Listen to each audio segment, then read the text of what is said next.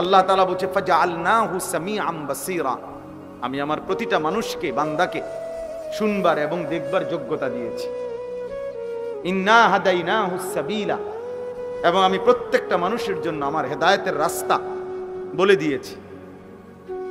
এরপরে আমি দেখতেছি ইম্মা শাকিরান ওয়া ইম্মা কাফুরা, একে তো তাকে আমি শরীরে চোখ, নাক, কান, হাত, পা, অঙ্গ প্রত্যঙ্গ দিয়েছি, আবার আমার হেদায়েতের রাস্তাও বলে দিয়েছি।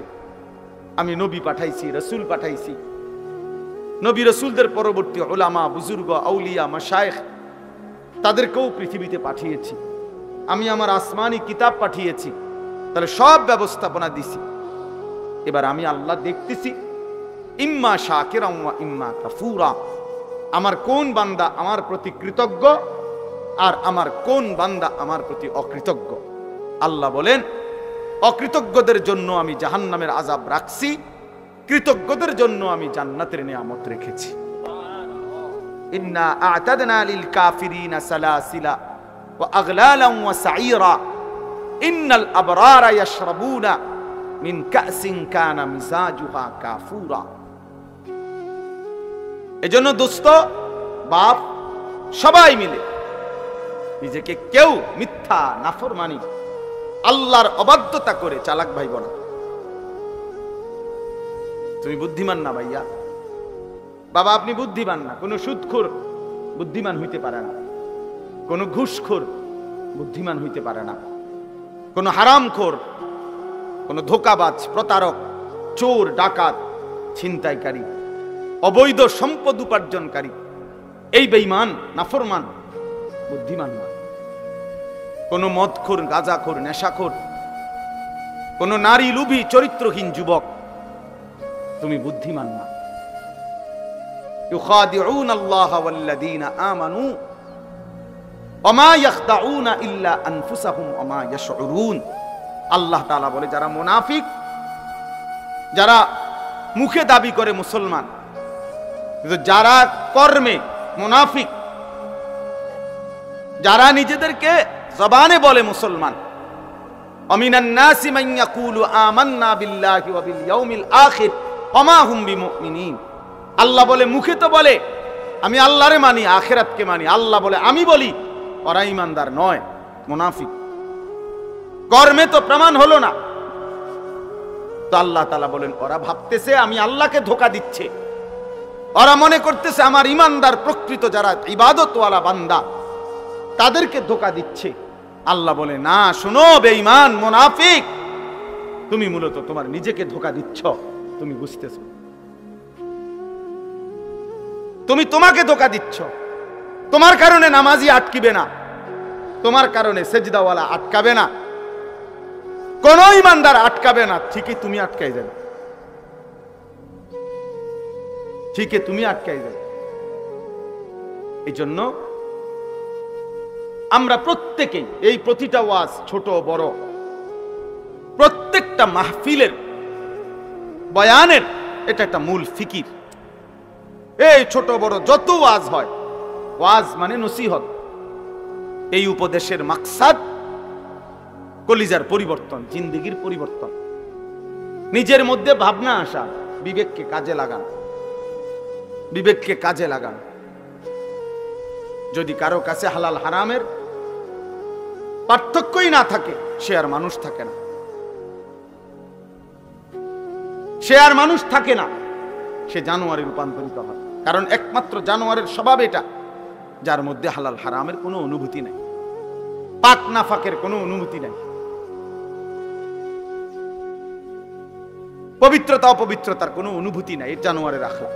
এই জন্য তোমরা যে সমস্ত ছেলে পেশাব পায়খানার পরে ঢিলা কুলুক টয়লেট পেপার ব্যবহার করো না, ঠিক মতো পবিত্র হও না, তোমার এই আখলাক জানোয়ারের আখলাক, কুত্তা বিলার আখলাক, এটা কুকুর বিড়ালের আখলাক, এটা ইনসানের আখলাক হইতে পারে না। কারণ পশু এবং জন্তু, জানোয়ার, তার মধ্যে হালাল হারাম, পাক নাফাকের অনুভূতি নাই। কুকুর না ঠেঙ্গালগি দিয়া পেশাব করে চলে যায়, কিন্তু একজন ইনসান, মানুষ, সে এমন হবে কেন? এই জন্য ধীরে ধীরে অসংখ্য মুসলমান আজকে টাকা রোজগার করে মাথার ঘাম পায়ে ফেলে, কিন্তু তার মনের মধ্যে এলো আমি আমার জিপুত সংসারের লাগিয়া এই কষ্টটা করতেছি। কিন্তু যাদের জন্য কষ্ট করতেছে তাদের চরিত্র, তাদের আখলাক, তাদের ঈমান, তাদের আমলের ব্যাপারে ওনার কোনো মাথা ব্যথাই নাই। উনি এমনি বলে তারার লাগিয়া কষ্ট করতেছে। আপনি তো আসলে সোফার লাগিয়া কষ্ট করতেছেন, আপনি একটা টাইলসওয়ালা বিল্ডিং এর জন্য কষ্ট করতেছেন, আপনি 20 শতক জমি কেনার জন্য কষ্ট করতেছেন, আপনি গোস্ত দিয়া ভাত খাইতেন কষ্ট করতেছেন। আপনি মূলত সন্তানের জন্য কষ্ট করেন নাই, বিবির জন্য কষ্ট করেন নাই। সন্তান এবং বিবির জন্য যদি কষ্ট কেউ করে থাকে তো সেটা তার ইবাদত, তার আমল, তার বন্দেগী, তার আখিরাতের জন্য যদি কষ্ট করে সেটাকে বলে কষ্ট, সেটাকে বলে কষ্ট। আর নাই তো এটা ভুয়া কথা, ভুয়া কথা, ভুয়া কথা। আপনি সারাটা দিন মাথার ঘাম পায়ে ফেললেন একটা টাকার জন্য, 500টা টাকার জন্য, আর আপনার সন্তান নামের এই হাইওয়ান সে সারা রাত মোবাইলে উলঙ্গ ছবি দেখে, কোনদিন ফজরের নামাজ পড়ে না। এই জানোয়ারের জন্য নি উপার্জন করছেন, এই জানোয়ারের জন্য নি কামাই রোজগারি করলেন, এই হাইওয়ানের জন্য নি বিল্ডিং করলেন। এ তো মানুষ নামের জানোয়ার, এ তো মানুষ নামের কুকুর। এই পশুর জন্য কি দরকার ছিল রোজগার করার? সে যেহেতু সব গুনাহ, নাফরমানি, অসভ্যতা করতে পারে, তাহলে তার হাতে ছেড়ে দেন। যেহেতু তুই সবই পারস বেটা, নারীও দেখতে পারস, ছবিও দেখতে পারস, উলঙ্গ নাচও দেখো, তুমি যেহেতু আল্লাহও চেনো না, রাসূলও চেনো না, সেজদাও চেনো না, নামাজও চেনো না, তো তুমি জানোয়ার, তোমার ছেড়ে দাও তার হাতে ছেড়ে দাও, যা বেটা।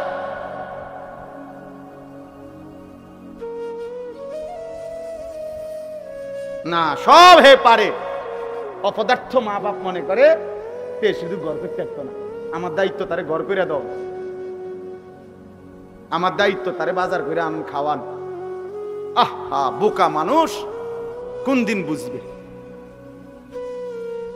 বোকা বাপগুলো কোন দিন বুঝবে? হযরত ওমর রাদিয়াল্লাহু তাআলা আনহুর একটা ছেলে জীবনে একবার নবীজি সাল্লাল্লাহু আলাইহি ওয়াসাল্লামের একটি কথার বিপরীতে বিরোধিতা করে নাই, একটা যুক্তি দেখাইছিল, পাল্টা একটা ভিন্ন যুক্তি দিছিল। হযরত ওমর রাদিয়াল্লাহু তাআলা আনহু মৃত্যু পর্যন্ত ওই সন্তানের সাথে আর কথা বলেন, কথা বলেন। হযরত নূহ আলাইহিস সালাম সন্তান কেনানের মৃত্যুর সময় দোয়া করছিল আল্লাহর কাছে, আল্লাহ আমার সন্তান ডুবে যাচ্ছে পানিতে।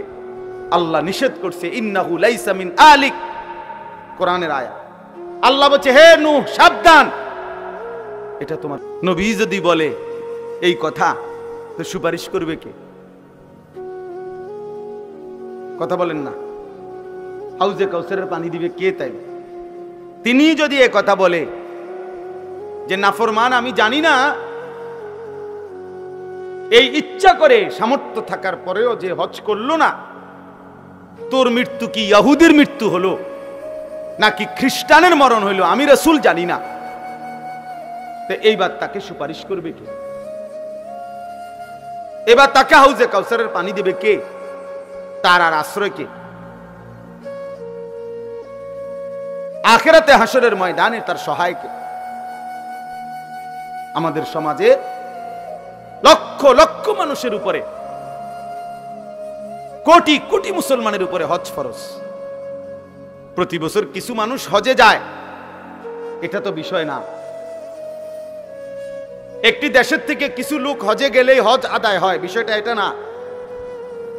যত জনের উপরে মুসলমান হজ ফরজ, আপনার জন্য বাধ্যতামূলক হজ করতে হবে। কত লক্ষ মুসলমানের উপরে কুরবানি ওয়াজিব, এলাকায় কুরবানি হয়, এটা বড় কথা না।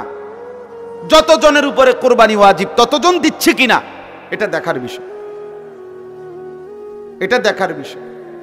ছেলে বিদেশ থাকে, 2 ছেলে, এক ছেলে ঢাকা শহরে থাকে, মনে করেন 3 ছেলে, বাপের জমি জামা ব্যাংক ব্যালেন্স আছে, মায়ের স্বর্ণ গহনা এবং মার কাছেও জমা টাকা আছে, তাইলে এখানে কোরবানি ওয়াজিব হইল প্রায় 5 জনের।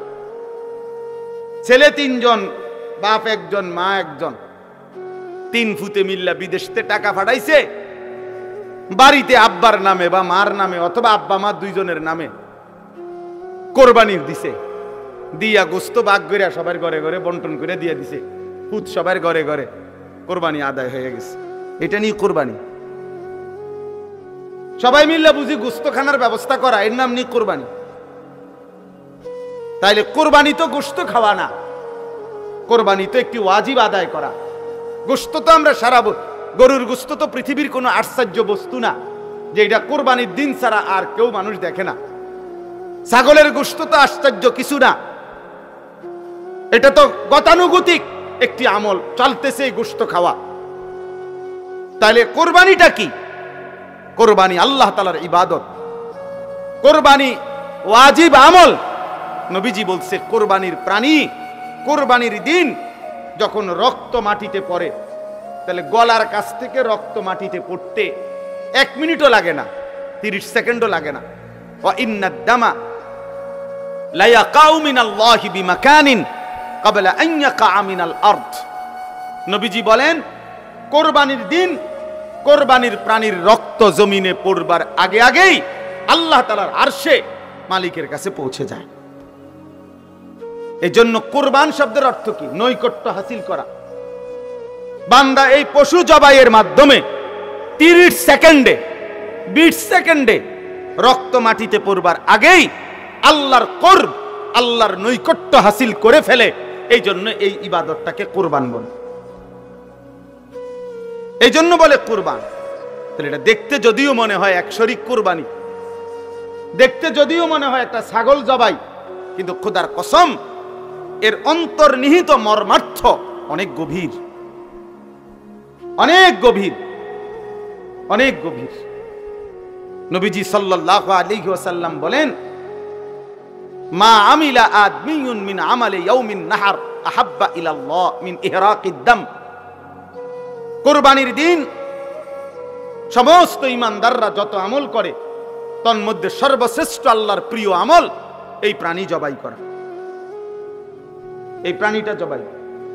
কোরআনে আল্লাহ বলছেন ওয়ায়াযকুরুসমাল্লাহি ফি আইয়ামিম মা'লুমাতিন আলা মা রাযাকাহুম মিন বাহিমাতিল আনআম। আল্লাহ বলেন কুরবানির দিন নির্দিষ্ট এই সময়ে ওই প্রাণীটাকে যখন জবাই করে, ওই সময়ে যে আমার আল্লাহ বলে, আমার নাম বলে, আল্লাহু আকবার বলে যে চিৎকার দেয় বান্দা সবাই, এই আমার নামের চিৎকার, আমার আওয়াজ, আমার জিকির আমি আল্লাহ এইটা শুনবার জন্যই কোরবানির হুকুম দান করেছি। তাহলে কোরবানির মধ্যে বান্দা আল্লাহর খুব দ্রুত গতিতে 20 সেকেন্ডেই 10 সেকেন্ডেই আল্লাহর নৈকট্য হাসিল করে। কোরবানির মাধ্যমে বান্দা আল্লাহর স্মরণ, আল্লাহর জিকির, আল্লাহর নাম বুলন্দ করে, আল্লাহু আকবারের ধ্বনিতে কাঁপায়া ওঠে, কাঁপায়া ওঠে। সেদিন শনিবার দিন, এই শনিবারে সর্বশেষ শনিবার দিন ফজরের নামাজ পড়ে পাকিস্তানের সেনাবাহিনী রাত্রিবেলা শুক্রবারের ভোর রাত্রে আবারও ইন্ডিয়া যখন আক্রমণ করছে, ফজরের নামাজ পড়ে নারায়ে তাকবীর আল্লাহু আকবার বলে পাকিস্তান সেনাবাহিনী চূড়ান্ত আক্রমণ করছে, যখন 3 ঘন্টার ব্যবধানে বেঈমান মাথা নত করে পরাজয় স্বীকার করতে বাধ্য হয়েছে। ইন্ডিয়ার বেঈমান কাপুরুষ বুজদিল, এটা প্রমাণ হয়ে গেছে পৃথিবীতে যে ইমানদারি শক্তিশালী, মুমিন শক্তিশালী, মুমিন শক্তিশালী। আল্লাহু আকবার, আল্লাহর নাম বুলন্দ করা, আল্লাহর নাম জিন্দা করা। আমার দিল বলে ফজরের নামাজের পরে ওই মানুষগুলো যখন, ওই সেনাবাহিনী যখন আল্লাহু আকবার বলছে, আমার মনে হয় আমার মালিকের আরশে আজিম খুশি হয়ে গেছে, তো আল্লাহ তাআলা তৎক্ষণাৎ বিজয় দান করছে। তাকবীর আল্লাহর বড় পছন্দ, আল্লাহু আকবার আল্লাহর বড় পছন্দ। আল্লাহ বড় যখন বান্দা বলে আল্লাহ খুশি হয়, তখন আল্লাহ খুশি হয়। এজন্য প্রিয় যুবক, মনে রাখো ভাইয়া, আগামীর পৃথিবীতে ঈমান আর কুফরের যুদ্ধ আরো বাড়বে। ইসরায়েল আর ফিলিস্তিনের যুদ্ধ না, ঈমান আর কুফরের যুদ্ধ। ভারত আর পাকিস্তানের যুদ্ধ না, ঈমান আর কুফরের যুদ্ধ। আরাকান আর বার্মার যুদ্ধ না, ঈমান আর কুফরের যুদ্ধ। কাশ্মীর এবং ভারতের যুদ্ধ না, ঈমান আর কুফরের যুদ্ধ। আর ইনশাআল্লাহ মুমিন ঈমানদার আল্লাহর কালেমা বুলন্দ করবে যারা, কালেমার জন্য লড়বে যারা, নিশ্চিত আল্লাহ আজ কিংবা কাল তাদেরকে বিজয় দেবেই দেবে ইনশাআল্লাহ। এজন্য মনে রাখো, তোমরা যারা নামাজ পড়ো না, চরিত্রহীন যুবক, নারীর কাছে, ছবির কাছে, নর্তকীর কাছে, উলঙ্গ দৃশ্যের কাছে, এই বেঈমানের সাজগোজ, চুলের ফ্যাশন, আহা হেরে গেলা কাপুরুষ, তোরে দিয়ে আগামীর পৃথিবীতে ঈমানের যুদ্ধে কোনো কাজ হবে না। মনে রাখে, বাতে খাইবা আর ঘুমে যাইবা আর বেডি চাইবা আর উলঙ্গ দৃশ্য দেখবা। মনে রাখো আব্বা, মুমিন যারা, জানবাজ মুজাহিদ যারা, তারা ঠিকই যুদ্ধ করবে, আর তুমি তখন নাফরমানি আর অসভ্যতার মধ্যেই ডুবে থাকবে। এজন্য যদি বুঝ থাকে, দিমাগ থাকে, তো ফিরে আসো। একজন হইলে একজন, দুইজন হইলে দুইজন, এটা জরুরি আমাদের জন্য, এটা জরুরি, এটা আমাদের জন্য বাধ্যতামূলক, আমাদের জন্য এটা জরুরি। আল্লাহ তাআলা আমাদেরকে হিম্মত দান করেন। যুবক ছেলেদের কাছে আমার এটা অনুরোধ, নওজোয়ান, তোমরা যদি অব্যাহত গুনাহ নাফরমানির মধ্যে ডুবে থাকো, তাহলে আগামীর ইসলামের জন্য লড়বে কে? সারাদিনে যদি এক ওয়াক্ত নামাজ পড়তে তোমাদের মন না চায়, প্রিয় ভাই, আল্লাহকে সেজদা দিবে কে? তাইলে নবী সাল্লাল্লাহু আলাইহি সাল্লামের 23 বছরের চোখের পানি, রক্ত ঝরা দিন এই জমিনে বাস্তবায়ন করবে কে? তাহলে আমি এজন্য অনুরোধ করছি, আমরা প্রত্যেকে ইনশাআল্লাহ আল্লাহর দিকে ফিরতে চেষ্টা করি। আল্লাহর দিকেই ফেরা দরকার আমাদের। সন্তান নয়, ইন্নাহু আমালুন গায়রু সালেহ, এটা বেআমল, গায়রু সালেহ, এর সমস্ত কর্ম অসৎ কর্ম, এ নাফরমান, এ আল্লাহকে সেজদা দেয় নাই, মালিকের গোলামি করে নাই, এটা তোমার সন্তান হইতে পারে না। এজন্য এই ছেলে তোমাদেরকে বলি, বাবা, তোমরা যারা নামাজ পড়ো না, তোমরা যারা চরিত্রহীন, নারী, ছবি, উলঙ্গ দৃশ্য, মোবাইলের নাচ গান আর এই অসভ্যতা দিয়ে তোমাদের যাদের জীবন, তুই মনে রাখিস তুই কোনো মুসলমানের বাচ্চা না, তুই কোনো মুমিনের বাচ্চা না। হ্যাঁ হ্যাঁ, সাফ কথা, এটা কোরআন বলছে। আল্লাহ বলে দিছে নূহ নবীকে, সাবধান, এটা কি না তোমার সন্তান না, সরো এরে, ফালা তাসআলনি। আল্লাহ তাআলা বলছে, হে নূহ সাবধান, আমার কাছে এর ব্যাপারে কিছু চাইবা না, সাবধান, ফালা তাসআলনি, আমার কাছে কিছু চেয়েও না, হাত উঠাইবা না, নামাও। নূহ আলাইহিস সালাম হাত নামায় ফেলছে, হাত নামায় ফেলছে। এজন্য বেঈমান মুমিনের সন্তান হয় না, নাফরমান ইমানদারের সন্তান হয় না। আল্লাহ আমাদেরকে বুঝ দান, আল্লাহ আমাদেরকে ফিকির দান। এই আয়াতের মধ্যে মহান আল্লাহ পাক রব্বুল আলামিন কুরবানির ইতিহাস শুরু উল্লেখ করছে। এই যে সামনে আমাদের যে কুরবানি আসতেছে, একটি গুরুত্বপূর্ণ ওয়াজিব ইবাদতের নাম হলো কুরবানি। আমাদের জীবনে মুসলমান হিসাবে আর্থিকভাবে, মানে টাকা পয়সার সাথে সম্পৃক্ত বিশেষ গুরুত্বপূর্ণ ইবাদত তিনটা। একটা হলো যাকাত, একটা হলো হজ, আর একটা হলো কুরবানি। যাকাত এবং হজ হলো ফরজ, আর কুরবানি হলো ওয়াজিব। আর একজন মুমিন ফরজ, ওয়াজিব, সুন্নতে মুআক্কাদা এই তিন আমলে ঘাটতি করার, বাদ দেওয়ার কসম খোদার কোনো সুযোগ নেই। তারে মুমিনই বলে না, তারে ইমানদার বলার কোনো সুযোগই নাই যার জীবনে ফরজ নাই, যার জীবনে ওয়াজিব নাই, যার জীবনে সুন্নতে মুআক্কাদা নাই। এ কোনো মুমিনে না। এজন্য মুমিন এটুকু করতেই হবে। হ্যাঁ, নফল, মুস্তাহাব, মাসনুন অনেক আমল করলে অনেক নেকি, কখনো কখনো ছুটবার, ছেড়ে দেওয়ার সুযোগ আছে। কিন্তু একজন মুমিন, ইমানদার, মুসলিম পরিচয়ধারী, তার জন্য ফরজ, ওয়াজিব ছেড়ে দেওয়ার, সুন্নতে মুআক্কাদা ছেড়ে দেওয়ার কোনো অনুমতি নেই। রাসূলুল্লাহ সাল্লাল্লাহু আলাইহি সাল্লাম বলছে, যেমন ফজরের নামাজের 2 রাকাত সুন্নত, ফরজের আগে, সুন্নতে মুআক্কাদা। নবীজি বলছে, তোমারে যদি ঘোড়ায় পিষ্ট করে ফেলে, অর্থাৎ তোমায় যদি ঘোড়ার পায়ের নিচেও পড়ে যাও, এত বেশি আহত হইছ যে ঘোড়ায় তোমারে পায়ে পাড়ায় এলাইছে, আল্লাহ রসুল বলছে তবুও ফজরের 2 রাকাত সুন্নত নামাজ ছেড়ে দিও না। সুন্নতে মুআক্কাদার প্রতি নবী এতটা গুরুত্ব দিয়েছে।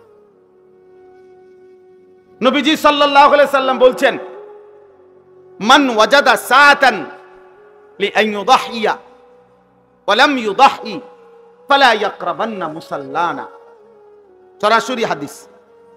যার সামর্থ্য ছিল অথচ কুরবানি করলো না, ওয়াজিব আদায় করলো না, আল্লাহর নবী সাল্লাল্লাহু আলাইহি সাল্লাম বলেন, ওই নাফরমান যেন আমাদের ঈদগাহে, আমাদের নামাজের জায়গায়, মুসল্লা, ঈদগাহ, সেখানে যেন না আসে।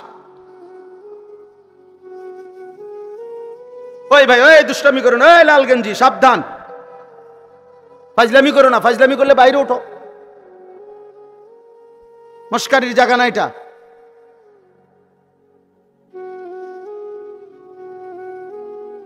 হ্যাঁ, 24 ঘন্টা জিন্দিগি যাদের খামখেয়ালি, তাদের জীবন কখনোই থামে না। কি আল্লাহর ঘর, কি আলেম, কোন জায়গায়, কি মসজিদ, কি জুমা, আহা, যে শাহওয়াতের কাছে বন্দী হয়ে যায়, নফসের কাছে যে বন্দী হয়ে যায়, ইবলিস শয়তানের হাতে যে বন্দী হয়ে যায়, বন্ধু, তার পরিবর্তন বড় কঠিন হয়, বড় কঠিন। হাদিসের মধ্যে আছে, নবী সাল্লাল্লাহু আলাইহি সাল্লাম বলছেন, কিছু মানুষের দিল আছে এমন, যাদের অন্তর কাল কুজে মিরবাদান, না না না না, পানি খাওয়ার জন্য, এটা জিনিস দেখাবার জন্য।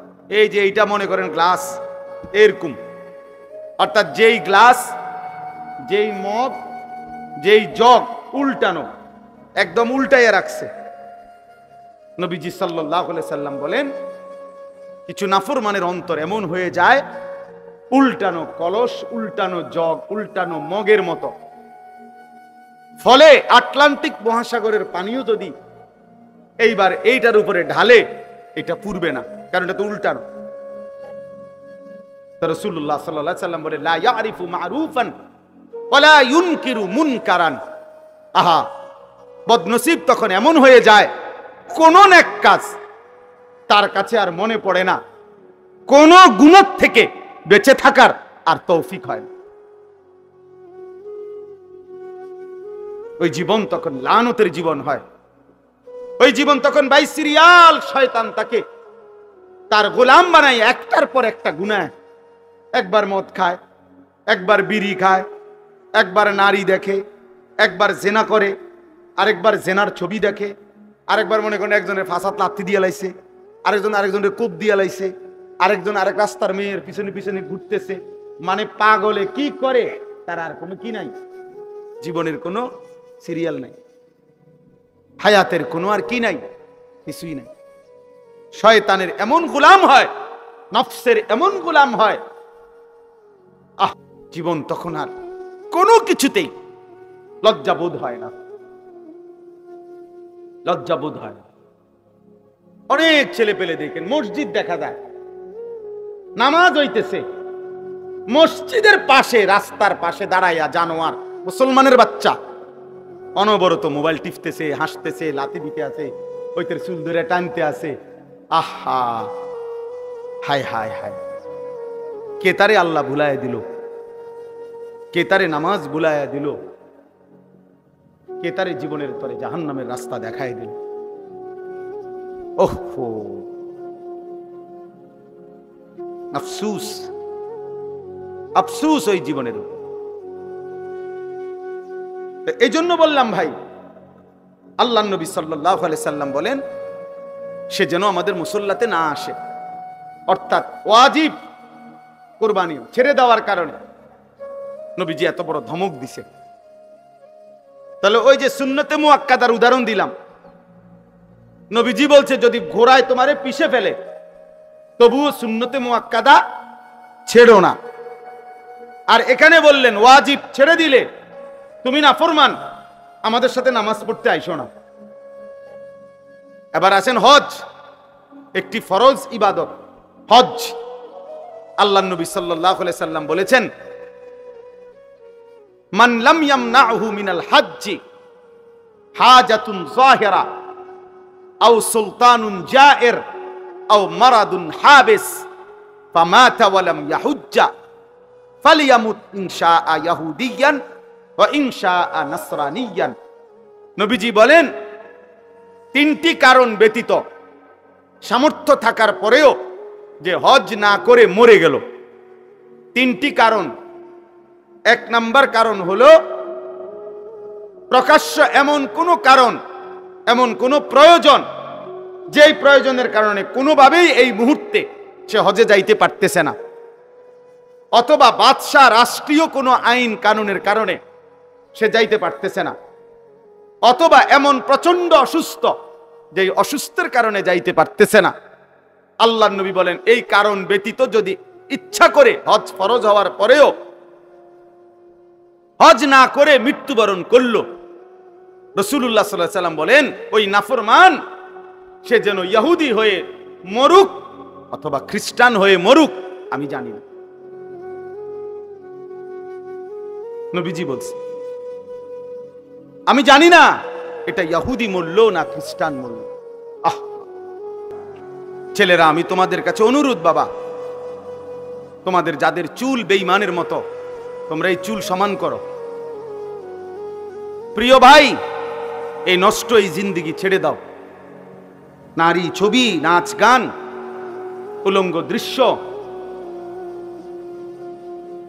এটা মুমিনের জীবন না। আমাদের নবী সাল্লাল্লাহু আলাইহি সাল্লামের চাইতে সুন্দর এই গোটা কায়নাতে কেউ হয় নাই, অতএব তার সৌন্দর্যের চাইতে সুন্দর কিছু হইতে পারে না। তো আমার বলার উদ্দেশ্য হলো এই কথাটা, এই কুরবানি একটি ওয়াজিব ইবাদত, হজ ফরজ ইবাদত, যাকাত ফরজ ইবাদত। তাহলে ফরজ, ওয়াজিব এবং সুন্নতে মুআক্কাদার মধ্যে মুমিন ঘাটতি করতে পারে না, ঘাটতি করার কোনো অনুমতি নাই। এই জন্য এই আয়াতের আলোকে এই প্রথম কথা, এটা প্রত্যেকের কাছে আমার অনুরোধ, যারাই বুঝেন, না বুঝলে নাই, আমার বলা আমি বললাম, প্রত্যেক উপার্জনকারী যিনি টাকা রোজগার করেন, বিদেশে থাইকা হোক দেশে থাইকা হোক, বিবাহিত হোক অবিবাহিত হোক, একসাথে সংসার হোক ভিন্ন ভিন্ন সংসার হোক, প্রত্যেকের কাছে অনুরোধ হলো, বাবা, ভাই এবং মহিলাও, যাদের কাছে, যে সমস্ত মহিলাদের কাছে স্বর্ণ অলংকার আছে এবং কিছু জমা টাকা আছে, মনে করেন 1 বড়ি 1.5 বড়ি স্বর্ণ আছে, 5-10 হাজার টাকা আছে জমা, এই মহিলারাও এবং পুরুষরাও, বিবাহিত যুবক অবিবাহিত যুবক, নারী পুরুষ, যিনি রোজগার করেন, আকেল বালেগ, তাদের উচিত একজন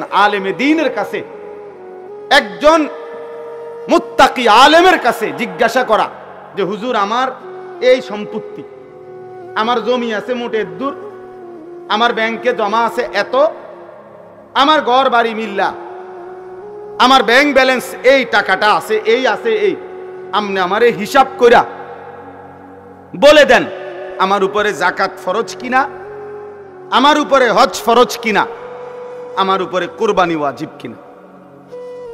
প্রত্যেকেই যদি একজন একজন যার যার সুবিধা মতো একজন আলেমে দ্বীনের কাছে জেনে নেন, আপনার জন্য সহজ।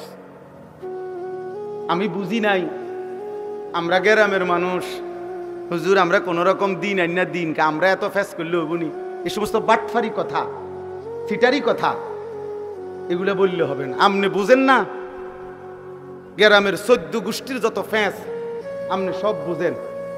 চা দোকানে বুড়া বেটার গপ শুনলে মনে হয় যেন বেটা গোটা পৃথিবী চালায়। হ্যাঁ, এমন লম্বা লম্বা কথা কয় যেন গোটা বিশ্ব বুদ্ধি হেবড়া। উনি বলে বোঝে না, আখেরাতের বেলায় আসলে কিচ্ছু বোঝে না। আর গ্রামের যত গন্ডগোল করা দরকার সব উনি বুঝে। তাইলে আপনি বুঝেন না কি? আবার আপনি বুঝেন না তো বুঝে নিবেন, জানেন না তো জেনে নিবেন। আল্লাহর এই জমিনে মানুষের দ্বীনি রাহনুমাই, দ্বীনি পথ প্রদর্শনের জন্য সর্বযুগে আল্লাহর কুদরতি নিজাম, এটা কোরআনে আছে। আল্লাহ প্রত্যেক যুগের মানুষের জন্য উপযুক্ত আল্লাহ তাআলা পথ প্রদর্শক, ভয় প্রদর্শনকারী, দ্বীন ও ঈমানের বুঝাইয়া দেওয়ার যোগ্যতা সম্পূর্ণ আলেম। খোদার কসম, সূর্য উঠলে এই জমিনে আল্লাহ তাআলা ব্যবস্থা রাখবে। ছিল, আছে, থাকবে। এজন্য উলামায়ে কেরাম, কোরআন, ইসলাম, সুন্নাহ এটা কিয়ামত পর্যন্ত ছিল, আছে, থাকবে।